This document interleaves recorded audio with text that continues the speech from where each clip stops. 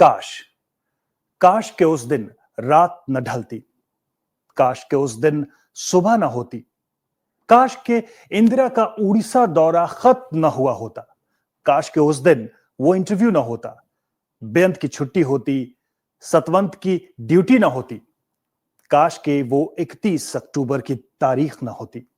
काश, पर ऐसा कुछ नहीं हुआ। किसी आम दिन की तरह ही सब कुछ नॉर्मल था, सामान्य था। इंदिरा के लिए वो सुबह एक आम सुबह जैसी ही थी। इंदिरा के लिए वो दिन किसी आम दिन जैसा था। लेकिन सच तो यह था कि वो दिन नाम नहीं था, वो सुबह आम नहीं थी। 31 अक्टूबर 1984 सुबह 8 बजे, एक सफदरजंग रोड।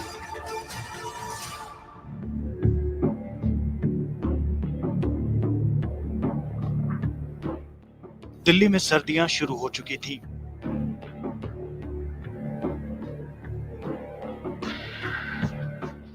इंदिरा गांधी एक दिन पहले ही यानी 30 अक्टूबर को उड़ीसा का चुनावी दौरा करके लौटी थी। सबने कहा भी था वो आराम कर लें, लेकिन एक विदेशी पत्रकार को इंटरव्यू देना था, सो आदतन वो सुबह उठी और तैयार होने लगी। दिवाली बीती ही थी और दिल्ली में जमकर आतिशबाजी हुई थी। इस बात से इंदिरा थोड़ी नाराज सी थी। सुबह 8:30 बजे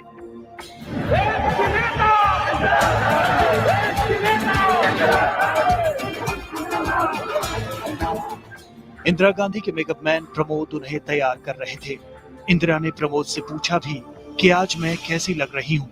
प्रमोद ने कहा कि आज आप बहुत अच्छी लग रही हैं। तो मजाकिया लहजे में इंदिरा ने बोला, बिल्कुल गुलाब की तरह। उसी दौरान उनके निजी सहायक आर.के. धवन भी आ गए और इंदिरा विदेशी पत्रकार से मिलने चल पड़ी। सुबह 9 बजे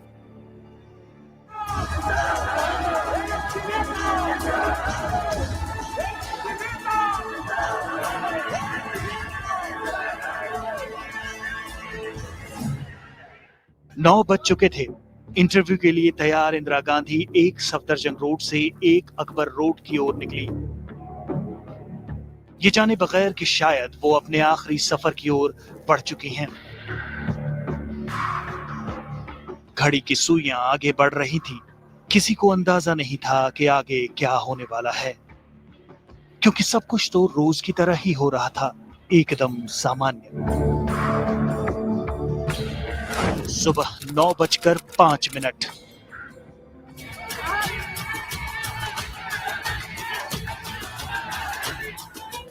उस दिन कांस्टेबल नारायण सिंह भी ड्यूटी पर थे। इंदिरा को आगे बढ़ता देख वो छाता लेकर पहुंचे। उनके साथ आर.के. धवन भी मौजूद थे। इंदिरा गांधी की सुरक्षा की ड्यूटी में उस दिन इंस्पेक्टर बेअंत सिंह तैनात था।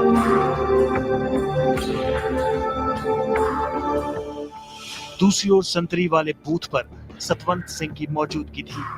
जब इंदिरा आगे बढ़ते हुए बेअंत के पास पहुंची तो उन्होंने दोनों को खुद नमस्ते भी कहा। इंदिरा के साथ मौजूद सभी लोगों के लिए ये सारी बातें सामान्य थी। किसी को अंदाजा नहीं था कि अगले पल जो कुछ होने वाला है वो पूरे देश को हिला देने वाला था।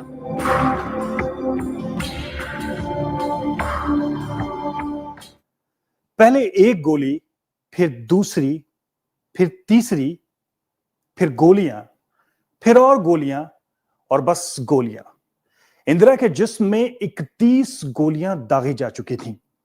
मानो उस दिन वो हत्यारे इंदिरा के जिस्म से खून का एक एक कतरा निकाल लेना चाहते थे। किसी को कुछ सूझ नहीं रहा था। इंदिरा की बहू सोनिया बदहवास, बेबस, खून में लथपथ अपनी सास को देख रही थी और बेजान से इंदिरा एकटक सोनिया को देख रही थी। इंदिरा का आखिरी सफर एम्स की ओर था, जो शुरू हो चुका था।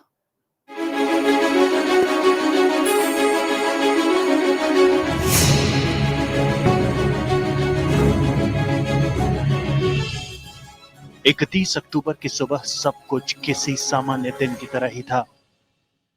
इंदिरा अपना इंटरव्यू देने के लिए जा रही थी। उस दिन उनकी सिक्योरिटी में बेअंत सिंह तैनात था।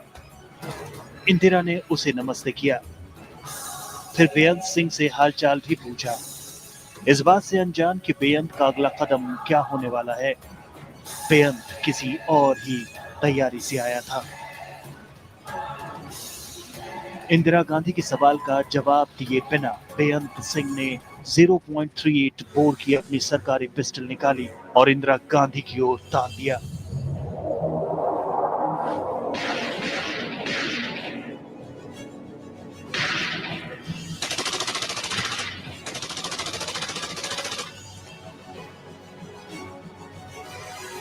जो जहां था वहीं सन्न रह गया। बेअंत सिंह ने फिर पहली गोली इंदिरा गांधी को मार दी। इंदिरा इतना ही कह पाई, ये क्या कर रहे हो, लेकिन बेअंत रुका नहीं। उसने 2 गोलियां और इंदिरा गांधी के सीने में दाग दी। मौके पर उनके साथ आर.के. धवन और नारायण सिंह भी थे। उनके होश उड़ गए।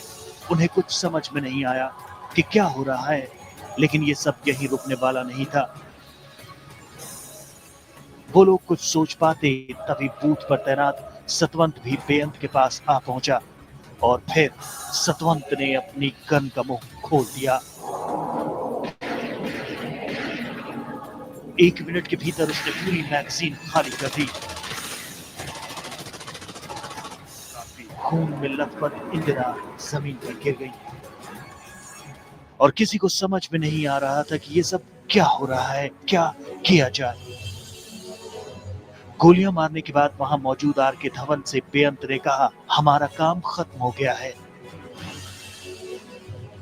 वहां मौजूद एसीपी दिनेश भट्ट ने बेअंत और सतवंत को दबोचा।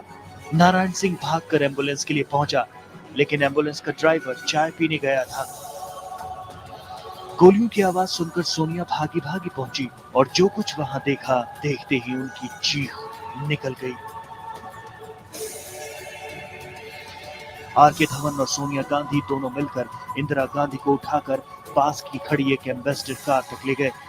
सोनिया गांधी की गोद में इंदिरा गांधी का सिर था और वो एकटक सोनिया को देख रही थी और कार उन्हें लेकर एम्स की ओर रवाना हो गई।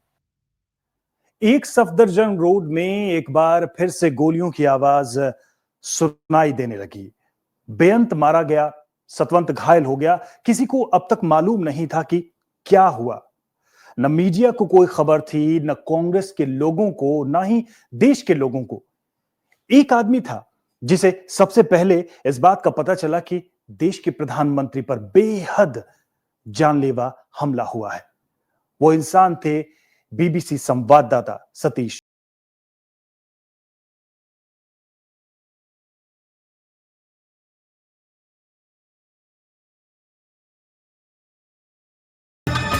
इंदिरा गांधी को अपनी गोलियों का निशाना बनाने के बाद बेअंत सिंह और सतवंत सिंह को वहां मौजूद एसपी दिनेश भट्ट ने काबू किया और इन दोनों को एक कमरे में ले गए।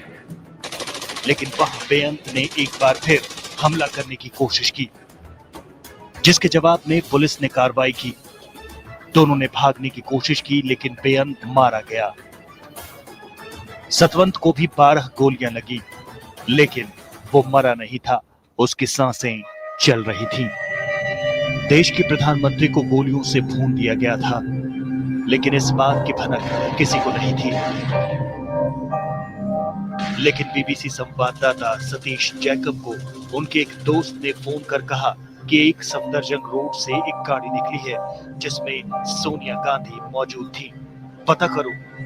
जैकब ने बड़ी चतुराई से ये पता करने में कामयाबी हासिल कर ली कि कुछ हुआ है और सोनिया के साथ वो गाड़ी एम्स गई है।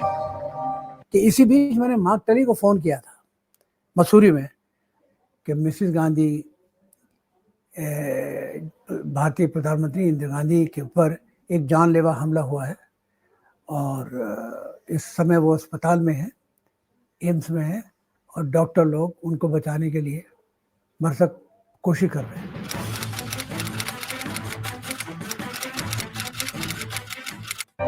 9:32 पर इंदिरा गांधी को लेकर गाड़ी एम्स पहुंची।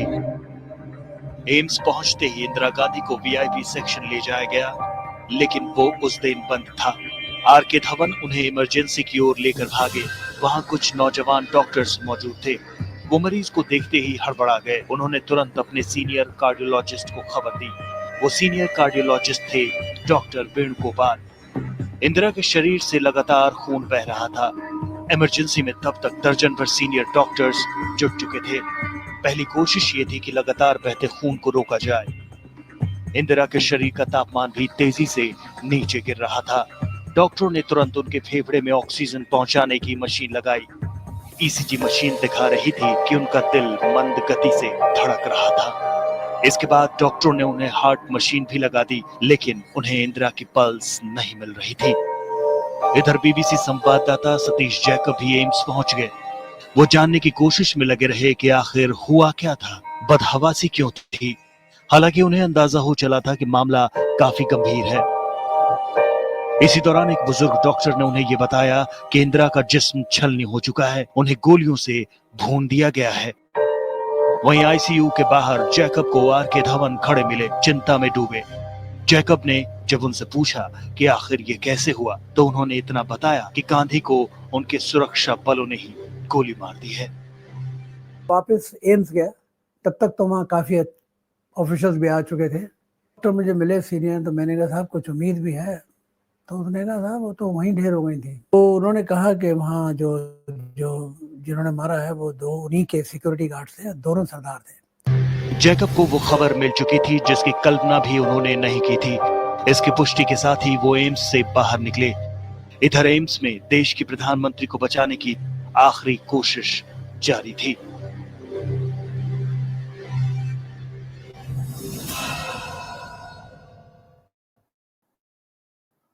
एम्स के लिए वक्त शायद पहली बार इतनी तेजी से भाग रहा था। इंदिरा जिस हालात में एम्स में पहुंची, डॉक्टरों ने किसी चमत्कार की उम्मीद से उनको बचाने की कोशिश शुरू की। खून बहता जा रहा था और इंदिरा की सांस थमती जा रही थी। कोई फैसला नहीं कर पा रहा था कि देश को कैसे बताया जाए, कैसे देश को समझाया जाए कि इंदिरा गांधी अब नहीं रही। क्योंकि कई तरह की आशंकाओं के बीच सब कुछ, जी हां सब कुछ, बहुत तेजी से घट रहा था।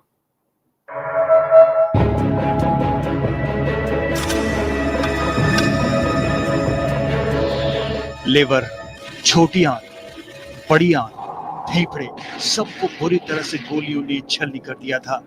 लेकिन इंदिरा के शरीर में अगर कुछ बचा था तो वो था उनका दिल, पूरी तरह से सुरक्षित, वो भी 31 गोलियों के बाद।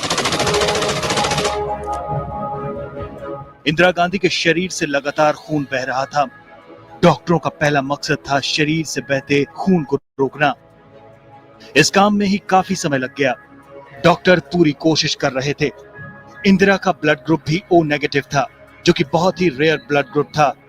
88 बोतल खून उन्हें चढ़ाया जा चुका था। डॉक्टर पूरी कोशिश कर रहे थे, लेकिन इंदिरा का शरीर उनका साथ छोड़ रहा था। खून रुकने के बाद उनके हार्ट के फंक्शन को चालू करने की पूरी कोशिश की गई, लेकिन डॉक्टरों को समझ आ गया कि अब कुछ नहीं हो सकता। इंदिरा सबको अलविदा कह चुकी थी।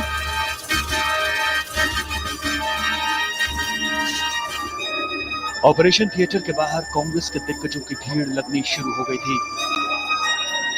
वो मान चुके थे कि उनका बचना अब मुमकिन नहीं। इधर ऑपरेशन थिएटर के बगल वाले कमरे में एक और जद्दोजहद चल रही थी। इंदिरा की मौत के बाद कौन बनेगा देश का प्रधानमंत्री?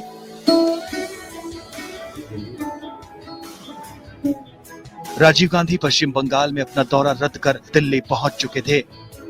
सभी की राय थी कि राजीव गांधी को ही देश की सत्ता सौंपी जाए, लेकिन सोनिया गांधी अड़ी हुई थी कि राजीव ये बात कतई मंजूर न करें।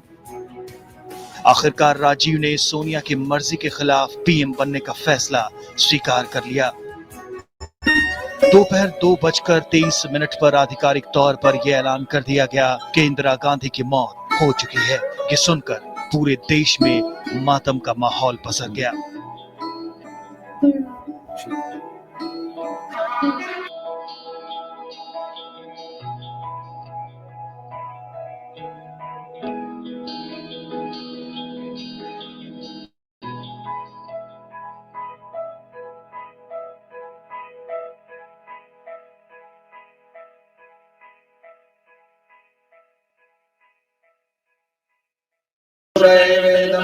यद्भूतं यद्भूतं यच्च भव्यम् उतामृतत्वस्येषानो यदन्नेनातिरोहतो। खबरें फैलने लगी थी। बीबीसी ने सबसे पहले इंदिरा गांधी पर हमले की खबर दी तो जैसे पूरी दुनिया में हड़कंप मच गया। किसी को उम्मीद नहीं थी कि ऐसी भी कोई खबर आ सकती थी। लोग रेडियो से चिपक गए। दूरदर्शन और ऑल इंडिया रेडियो ने काफी देर से इस खबर को प्रसारित किया, जिसके बाद लोगों का एक बड़ा हुजूम एम्स की ओर बढ़ने लगा। हैरानी, अविश्वास, दुख, शोक और रोष से भरी एक भीड़ एम्स के बाहर जमा होने लगी।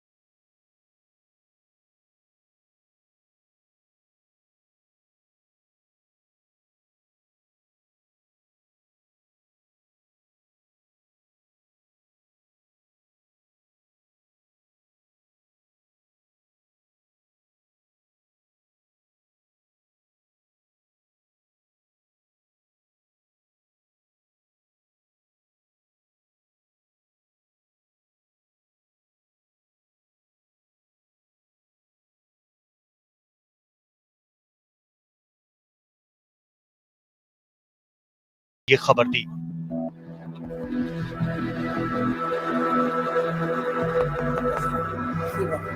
तो अचानक उन्होंने देखा कि एक एम्बुलेंस जो है वो प्रधानमंत्री के निवास स्थान से बाहर आई है। तो उत्सुकता तो होती है, जर्नलिस्ट तो थे ही। उन्होंने देखा ये क्या हो गया, कुछ खैरियत तो है। फिर उन्होंने देखा कि पीछे से उनको झलक नजर आई कि शायद सोनिया गांधी उसमें बैठी हुई हैं। तो मैंने जॉर्ज को फ़ोन किया। जॉर्ज उनके सचिव थे और मैंने सोचा जॉर्ज से बात की जाए। तो जब घंटी बजी, जॉर्ज ने उठाया तो मैंने फ़ौरन ये पक्का इरादा कर लिया कि जॉर्ज से ये नहीं पूछूंगा चाहे कुछ भी हो जाए कि किसको चोट लगी, क्या हुआ। मैंने जॉर्ज से एकदम ये कहा कि जॉर्ज ये तो बहुत बुरा हुआ यार, और कैसे हो गया। जॉर्ज एकदम से घबराया, कहने लगा सतीश कुछ समझ में नहीं आया कैसे हो गया। और मैंने कहाँ ले गए, कहने लगा वो एम्स में ले गए। मैंने कहा अच्छा।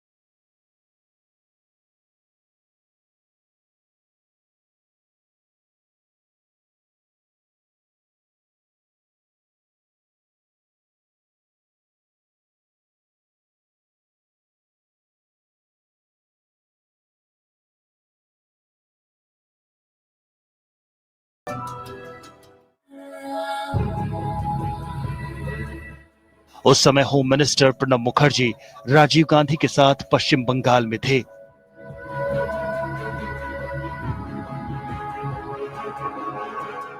राष्ट्रपति ज्ञानी जैल सिंह विदेश दौरे पर थे।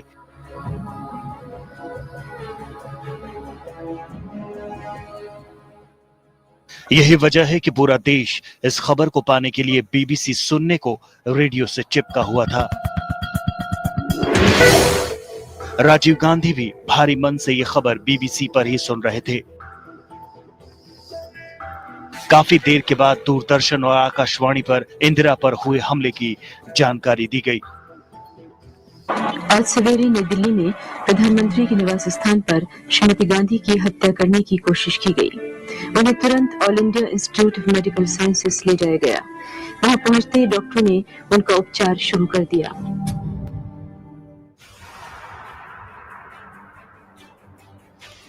इधर एम्स के बाहर लोगों का आना शुरू हो गया, भीड़ बढ़ने लगी।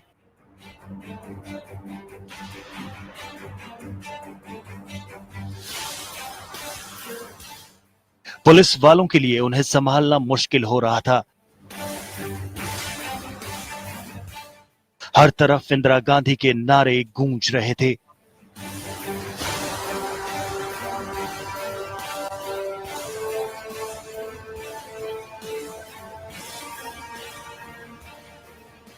हालात ये हो गए कि इंदिरा समर्थकों को संभालने के लिए पुलिस को लाठीचार्ज तक करना पड़ा।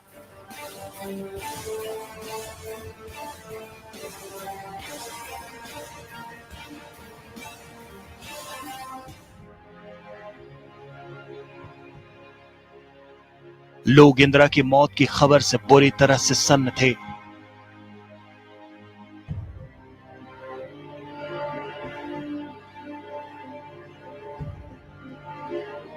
और उतना ही ज्यादा फूट रहा था उनका गुस्सा।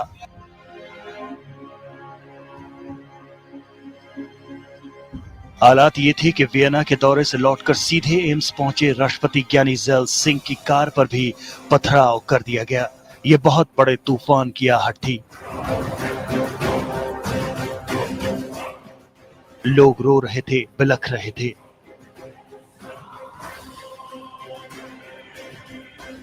उन्हें यकीन नहीं हो रहा था कि इंदिरा को भी कोई ताकत हरा सकती है। यही वो भीड़ थी जो रोते रोते जब थक गई तो उसकी जगह गुस्से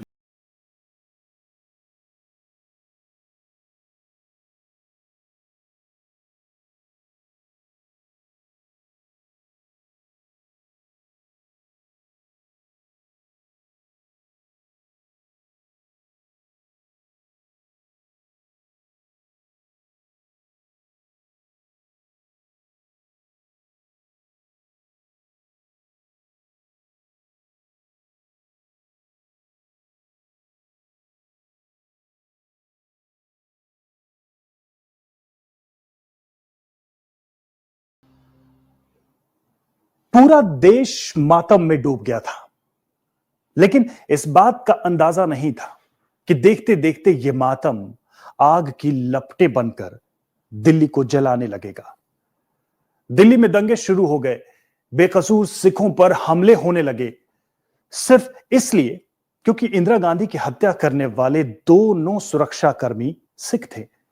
वो इंदिरा की हत्या के पहले उनके मन में एक गुस्सा था, गुस्सा ऑपरेशन ब्लू स्टार का, जिसके लिए वो इंदिरा गांधी को दोषी मानते थे।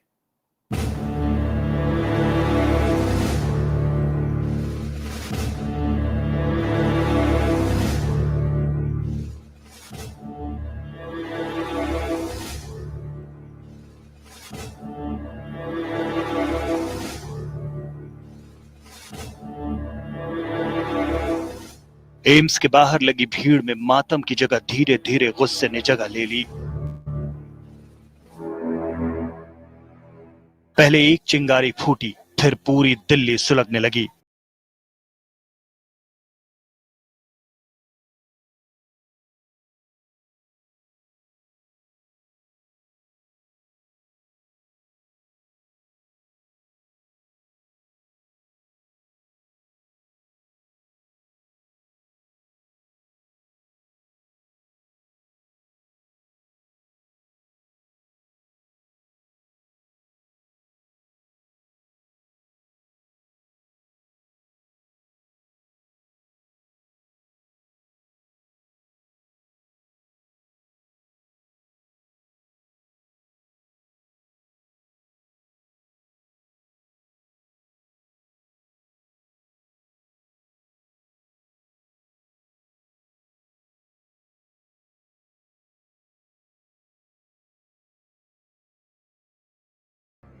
और फिर जो हुआ उसकी कल्पना किसी ने नहीं की थी।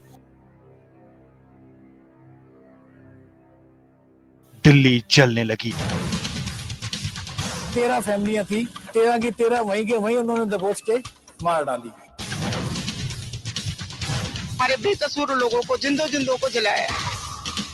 बहुत सारे लोगों को सिखों के खिलाफ एक प्रकार का जहाज छेड़ने का मौका मिल गया। कांग्रेस के छुटभइये नेता और कई बार तो बड़े समर्थ नेता भी उसमें एक तरीके से अपनी स्वीकृति देने लगे। सूरज डूब गया, लेकिन दिल्ली से आग की लपटें उठती रहीं।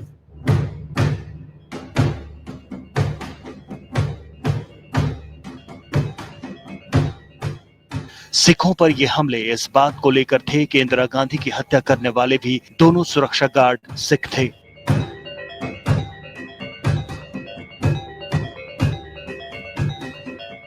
और उन्होंने इंदिरा की हत्या इसलिए की क्योंकि वो ऑपरेशन ब्लू स्टार से खफा थे और इसके लिए इंदिरा गांधी को ही दोषी मानते थे।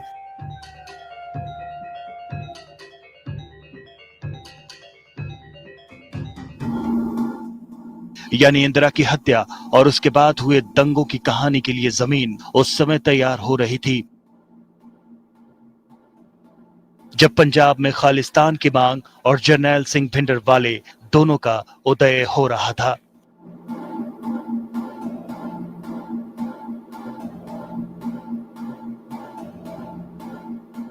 भिंडरवाले ने अमृतसर में जबरदस्ती अकाल तख्त पर कब्जा कर लिया था।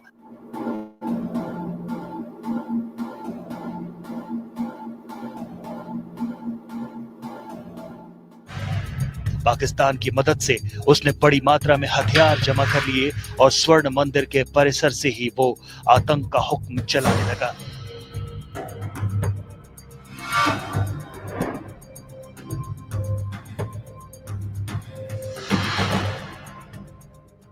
सरकार के बार बार कहने पर जब उसने स्वर्ण मंदिर नहीं छोड़ा तो इंदिरा गांधी ने ऑपरेशन ब्लू स्टार के लिए अनुमति दे दी।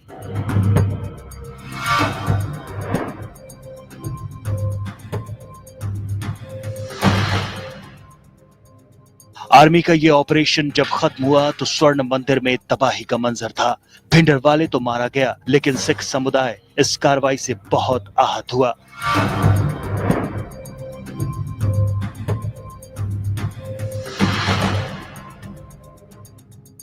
इसकी आग बेअंत के फूफा के दिल में सुलग रही थी।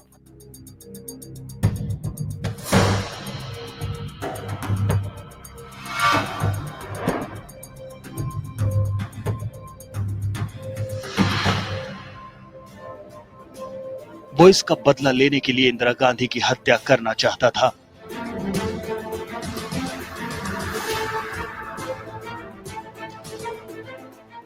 वो दिल्ली में ही एक सरकारी कर्मचारी था। उसने इस काम के लिए बेअंत सिंह को तैयार किया।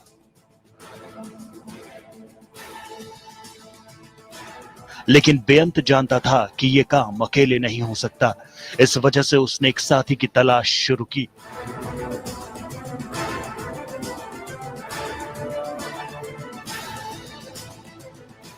जल्द ही ये तलाश भी पूरी हुई। उसने सतवंत को इंदिरा गांधी के खिलाफ भड़काकर उसे अपने साथ शामिल कर लिया।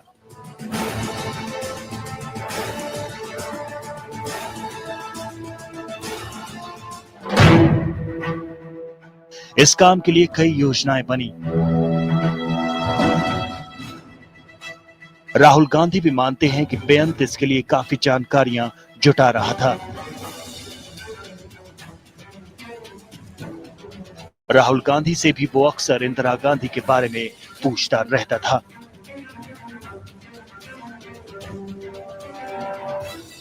जब हम घर गए तो वहां सड़क पे दादी का खून और एक कमरे में मेरे जो दोस्त थे उनका खून। काफी सालों के लिए मुझ में काफी गुस्सा था अपने दोस्तों से। बेन सिंह से, सतवंत सिंह से। बहुत गुस्सा था, मैं लेके घूमता था इसको। कोई कुछ उल्टा सीधा कह देता था, मुझे मालूम ही नहीं होता था और वो गुस्सा आ जाता था बाहर। मुझे 10 साल 15 साल लगे उस बात को समझने के लिए। 31 अक्टूबर 1984 को आखिरकार उन्होंने अपनी साजिश को अंजाम दे दिया।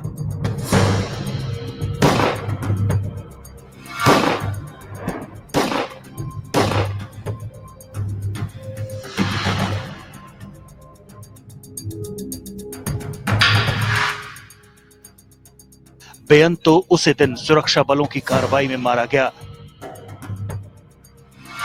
लेकिन सतवंत बुरी तरीके से घायल हो गया।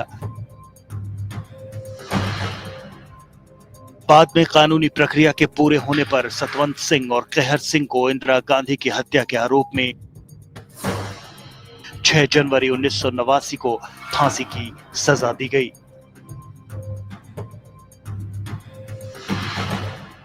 इंदु जो पिता के लिए प्रियदर्शनी थी, तो दादा के लिए इंदिरा और देश के लिए इंदिरा गांधी। मीठी आवाज लेकिन एक मजबूत शख्सियत वाली इंदिरा गांधी कोई यूं ही नहीं बनता। एक पूरा सफर जिसमें घर भी है, परिवार भी, ऊंचाई भी है, तो दुखों के सागर जैसी गहराई भी। इंदिरा ने हर रोल में अपने आप को इस कदर ढाला कि कोई भी हो, कोई भी उनसे प्यार किए बिना, उनका सम्मान किए बिना नहीं रह सकता।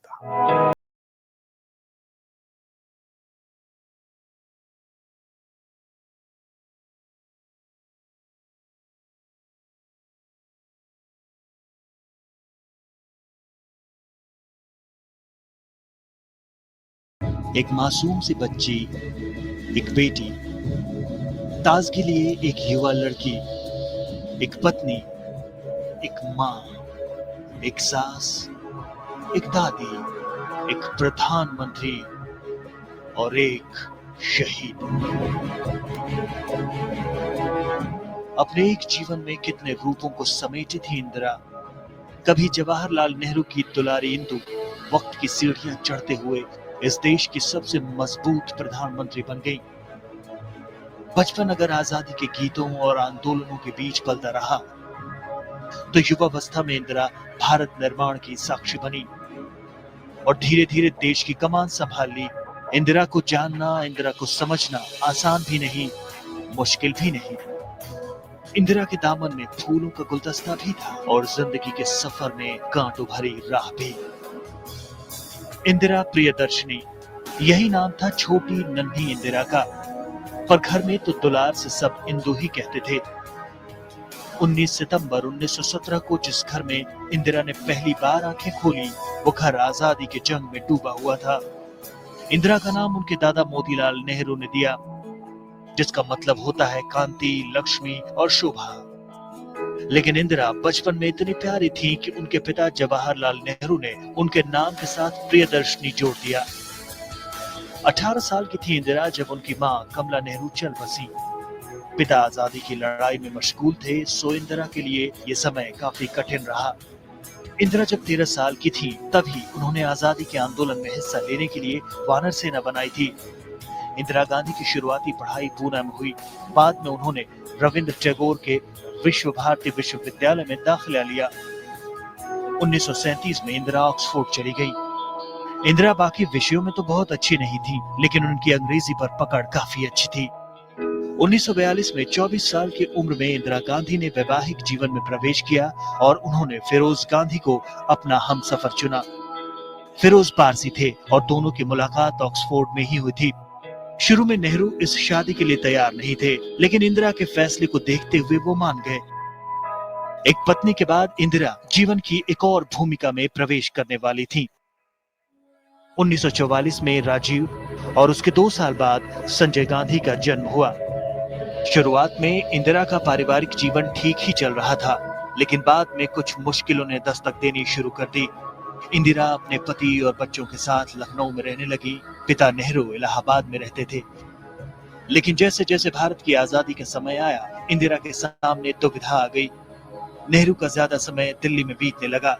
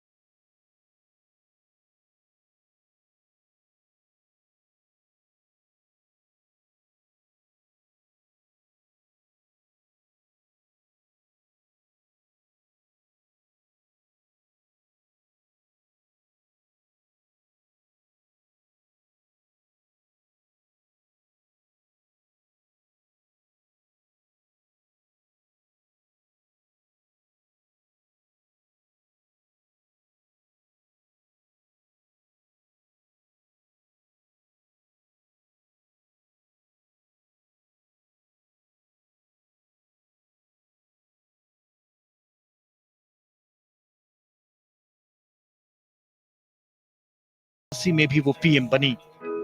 एक प्रधानमंत्री के रूप में जहां इंदिरा ने कई बड़ी उपलब्धियां हासिल की, तो दूसरी ओर उनका कार्यकाल विवादों से भी अछूता न रहा। इंदिरा एक मजबूत नेता थी। इस बात का सबूत उन्होंने 1971 में पाकिस्तान से हुए युद्ध के दौरान करा दिया। इंदिरा के काल में ही भारत ने पोखरण में परमाणु विस्फोट कर दुनिया को अपनी ताकत का एहसास करा दिया।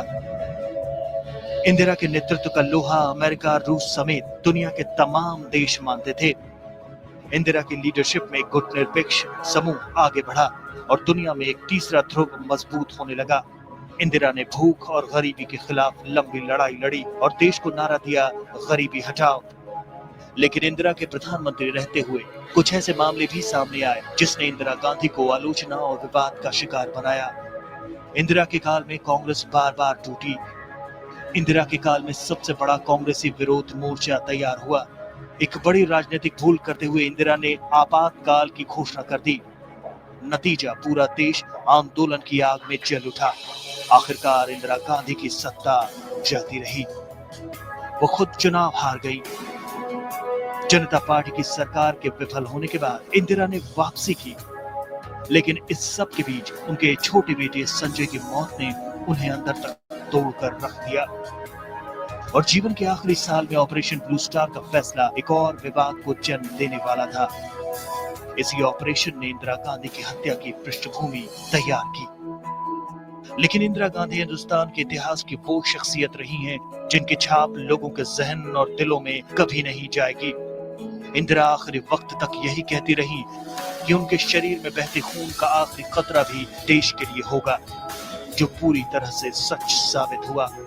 देश के लिए जीने मरने का जज्बा ही एक इंदु को इंदिरा बनाता है।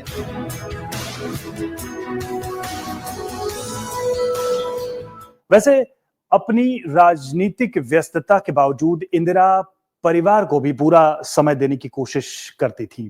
पहले राजीव और संजय, उसके बाद राहुल, सोनिया। एक बचपन तो हमेशा इंदिरा के आसपास घूमता ही रहा, जिसमें उनके अंदर की इंदु अपने आप को अक्सर डुबो लेती थी। 11 की एक गुनगुनी सुबह हो, लॉन पर जमी कुर्सियां हो और फुर्सत हो, फिर हम आप पड़ोसियों की तरह उनके पास बैठकर ढेर सारी बातें करें। राजनीति की नहीं, दुनिया जहान की नहीं, धर्म और विज्ञान की नहीं, बाल बच्चों की, घर बार की। बड़े बड़े सवाल नहीं कि भारत को किस दिशा में जाना है, बल्कि छोटे छोटे नन्हे नन्हे सवाल, घुटनों के बल चलते सवाल कि राजीव ने बचपन में उन्हें कितना तंग किया। बचपन में उसने बहुत ही कम तंग किया। जब बिल्कुल छोटा बेबी था तो महीने भर तो रात और दिन रोया। और इत्तेफाक से मैं अपनी बुआ के संग ठहरी थी तो उन लोगों ने देखभाल की, मुझे परेशानी नहीं हुई। लेकिन मैं जरूर घबराई कि अब इलाहाबाद वापस ले जाऊंगी, अगर इसी तरह से रोएगा तो क्या होगा। लेकिन उसने रेल नहीं बंद कर दिया और उसके बाद जरा भी तंग नहीं किया। अकेले अपने खेलता था। फिर आस्ते आस्ते थोड़ा बड़ा हुआ तो एक आध मित्र भी बने पड़ोस के और दूसरे लोगों के। शरारत तो जैसे मामूली बच्चे करते हैं वैसे थे, ज्यादा शरारती नहीं, कभी तंग नहीं किया। अब पसंद क्या था, असल में वो जमाना था जब क्योंकि उसकी संजय से उम्र बड़ी थी तो मेरे पिता से ज्यादा निकट था वो। तो वो कहीं जाते थे तो अक्सर संग ले जाते थे, मैं न भी जाऊं तब भी। और उनको घोड़े का शौक था तो उनके संग घोड़े की सवारी करता था। उनको बहुत उनका विचार था कि हर एक बच्चे को तैरना जरूर आना चाहिए, क्योंकि अक्सर हमारे बच्चे डूबते हैं नहीं आने से।